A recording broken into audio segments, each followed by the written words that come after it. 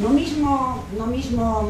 mismo estilo que recitei antes, hai outro poema tamén reivindicativo de Rosalía que di así: ladraban contra min que camiñaba casi que sin alento, sin poder como en fondo pensamento, e a ponzoña mortal que en min levaba, e a xente que topaba ollándome a mantenta do meu dor sin igual e a miña afrenta. Traidores se mofaban, e iso que nada máis que adiviñaban, se a souperan, Dios mío.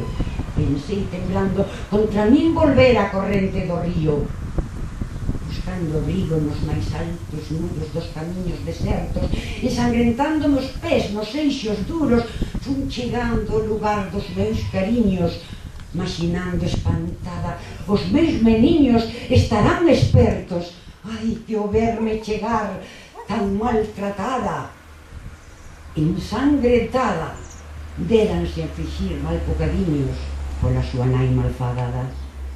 Pouco a pouco fumindo as escaleiras con temor subindo, co triste corazón sobresaltado, escoitei, miñas moscas reduxían, os meus niños aínda dormían, non sei ver que coa virxe ao seu lado.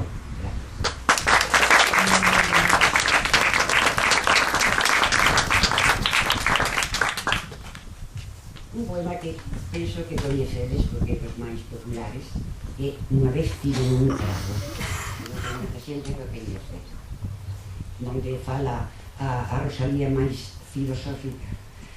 Unha vez tiven un cravo cravado no corazón, e eu non sei ben se ese cravo era de ouro, de ferro ou de amor.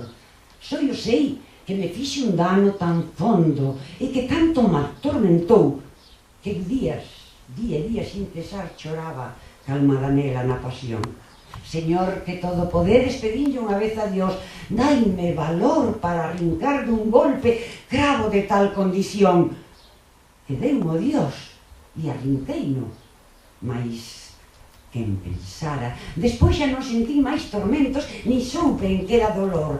Soupen só que algo faltaba en onde o cravo faltou. E seica tiven soedades daquela pena. Bon Dios, este barro mortal que envolve o espírito, que non entenderá, Señor?